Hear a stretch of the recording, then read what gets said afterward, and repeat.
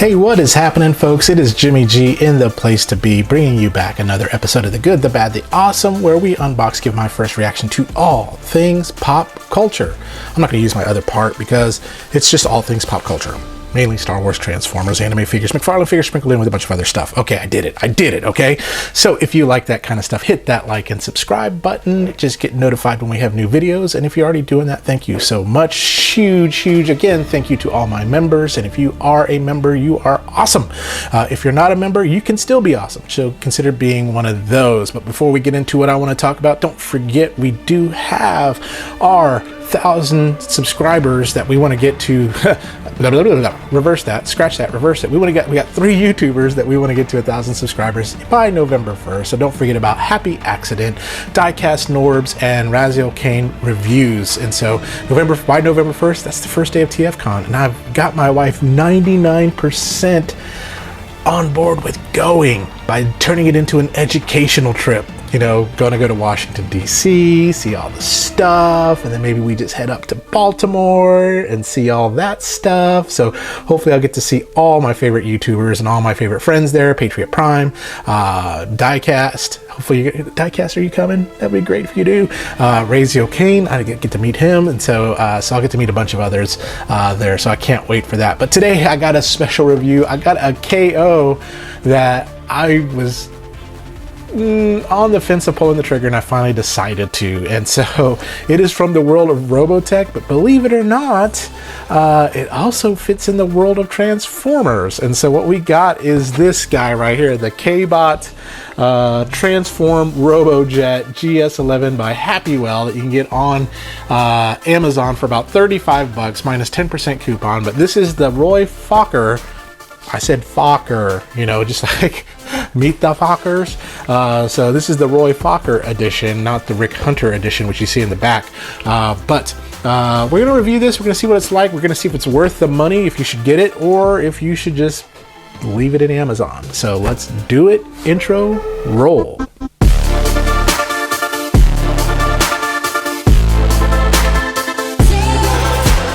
This box is so big, I have to it fits outside of my filming area a little bit, so you can see some of the yellow along the side here. But here it is, the Happywell Robotech Hyperspace Fortress 7 Skeleton Fighter VF1 model Arcadia Handmade Skills Mix Hagasawa 0 Day. So that's a mouthful on that. But here it is. This is basically just a KO of G1, kind of like Jetfire or a Robotech Veritech fighter. You're able to get it on Amazon for about $35, but they have a 10% off coupon. So we're going to see how good it is. I've seen mixed reviews on this. It's by a company called Happywell. But there's 2 different versions available. There's a red and white, and then there's the yellow and black. So like the Rick Hunter version and then the Roy Fokker version. But the red and white one I wasn't able to find, so I got the yellow and black and white one there. But here's the box. It feels very light, so whenever it feels light, you know it's going to be cheap. But it does have its 3 modes: battle mode, defender mode, and fighter mode is what they call it. So not the Battleoid, the Jet, and the Gearwalk mode. But here's the front of the box. The side just very generic, tells you it's the yellow version there, and then the back just kind of shows you the 3 different modes that you can put it in. But we're not here to see it in the box, we're here to see it out of the box. So let's get it out of the box. And here it is out of the box onto my table, able to get it back into frame. But it literally looks just like G1 Jetfire on that, which of course G1 Jetfire was taken from Robotech. So I guess the similarities are going to be uncanny on this. But this is it, the X-Bot. Everything is very cool. What you get in the box, first of all, is you get this little guy right here. This is gun. It looks just like Jetfire's gun. You also get the instructions right here. Has spring-loaded landing gears and things like that too as well. So hopefully probably transforms just like G1 Jetfire. We'll see here in a little bit. And then this is it right here. So let's bring it in for a closer look. And so we can kind of get it into rotisserie mode. But so far, very decent job on the paint. No overspray or anything like that. I mean, everything is where it needs to be. It is all plastic. There is no die cast or metal alloy or anything to this, but the plastic doesn't feel as cheap as I thought it would. It actually feels pretty decent. Now, not like Hasbro plastic or anything like that, but feels okay. It's not bad, but we'll see once we start transforming it and doing all sorts of science experiments on it. But there it is from the front. You can kind of see the face with that green right there. And then, of course, these are like a soft, like rubbery plastic right there, so they don't bend and stay bent. But cool thing, you don't have the red to cause the cockpit to kind of get all cockpity on this. But yeah, overall, very nice little design here. Front, side, back. Now here on the wings, yeah, again, not much of an overspray, kind of just generic logos there. You can't put the Robotech logo on this side and then the front.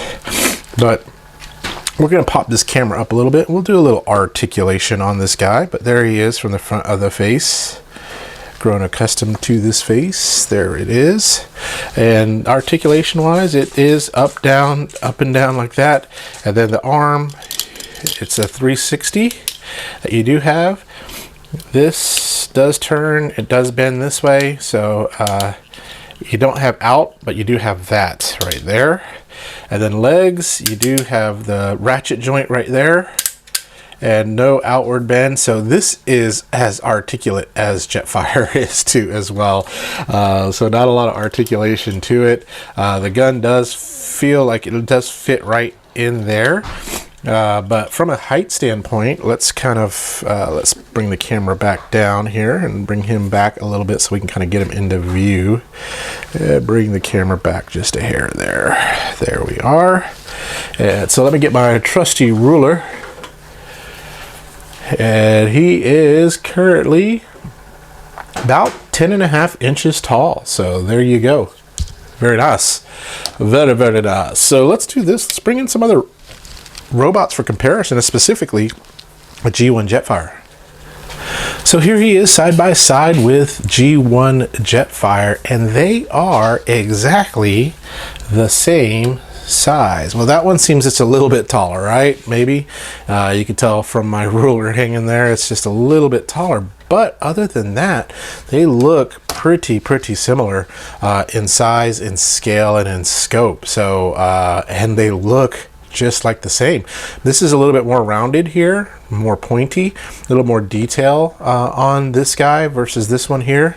But this one's more hefty because of the die-cast metal parts, whereas this is all plastic. So, but one of the things I heard is you can take the armor off of this one and put it on this one. So I think it'd look especially really good with the red and white one to have the Jetfire armor on that one.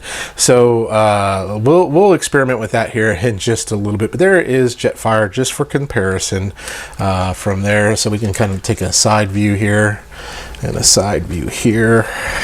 There you go. And then some of y'all are going to put the armor on him. I want to see it. There's the back. So yeah, we'll do that. Don't worry. We'll get to that. We just got to finish these comparisons first. So let me move Jetfire out of the way. He has decided to grace me with his presence again. And then this is a Voyager class Starscream right next to him here. You can kind of see just how much bigger Jetfire is there. This is the original Starscream. Let me get him in there. And then we got a little Core class Starscream. Let's see if I can put him right there. So there we go. Let's do this. Let's have a fun experiment. Let's let me grab my other Jetfire and take the armor off of that one and put the armor on this one to see what it looks like. Okay, I have nakedized my other Jetfire, so let's see if the rumors are true and if we can place this armor onto this guy. So let's turn him to the side and let's try.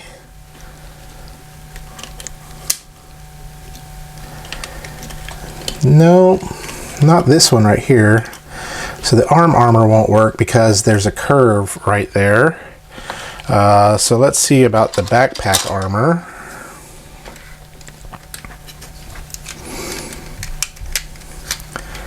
Backpack armor kind of fits. So if I wanted to throw on some backpack options here, I could. Let's see how. Boom. Let's grab that. Oh, of course, now he's a little back heavy. There we go. So I got that on. I wonder if the leg armor will work. Who knows? Let's see. No, maybe not. I don't know. Let's see. Let me grab. Might kind of work, maybe.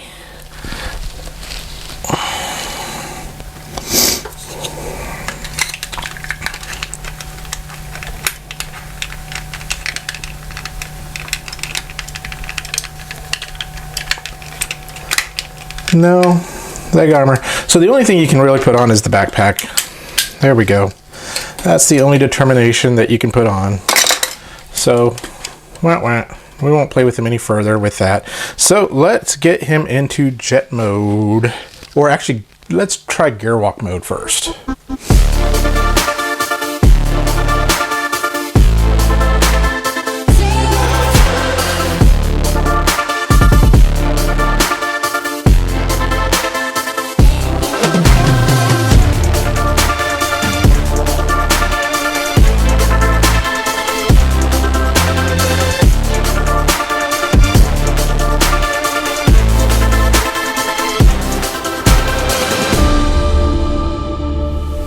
And here is gearwalk mode. It is a little wonky, especially it being plastic.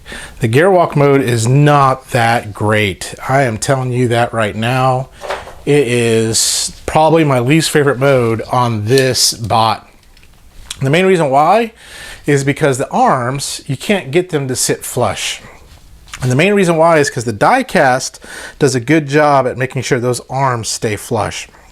This, it doesn't do it. Now, if any of y'all have a trick and have this and can make it happen, be my guest. But mine will not stay flush, so it has to stay like this.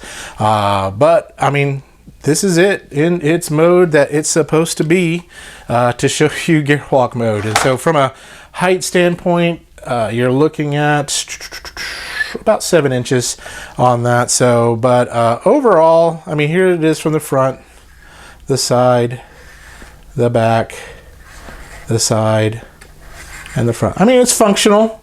It's just the legs do not want to stay straight. It does not want to stay in this mode. It does not like this mode. So let me bring in G1 Jetfire here for a little comparison, and we'll kind of see if we can pop that up just a hair. And so there's G1 Jetfire for some comparison. And you can tell those legs are straighter and things like that, but yeah, it does not like it does. This is my least favorite mode. This mode sucks on this one. Excuse my French, but it sucketh on this cheap robot. But that's enough about that. Let's get it into jet mode, which should be fairly simple from here to get it into jet mode. So let's see if we can get that done.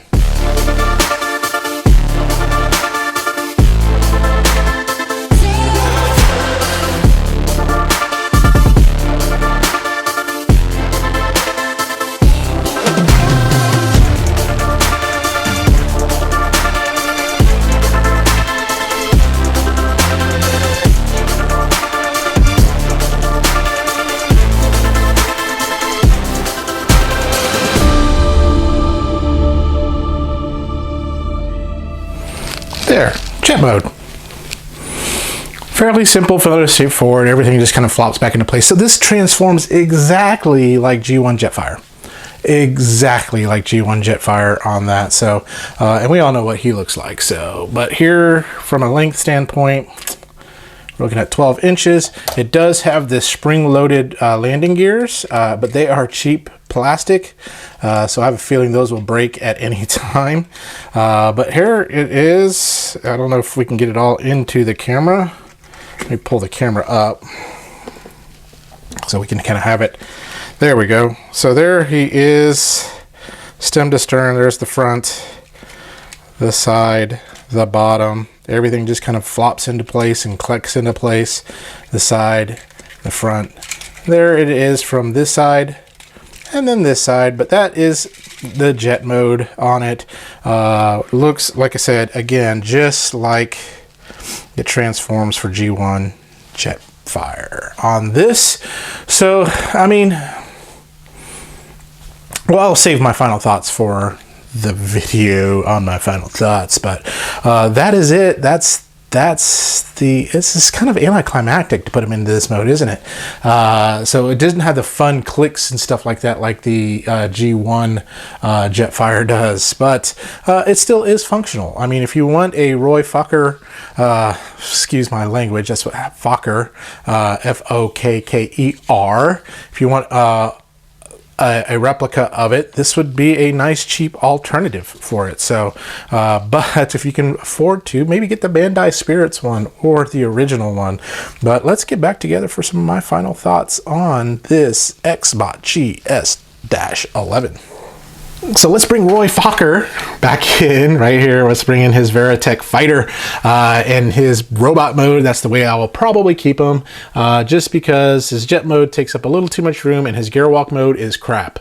And so my final thoughts. So we'll talk about all three modes. First of all, the robot mode is probably the best mode, just because it is solid, it is put together, the joints are not loose, you got some really, I mean, just the basic articulation like G1 Jetfire. This transforms exactly like G1 Jetfire, exactly. So if you're longing for that nostalgia, then this will fill that void until you can buy one, if you want to buy one, which I've got a couple. Not for sale, sorry.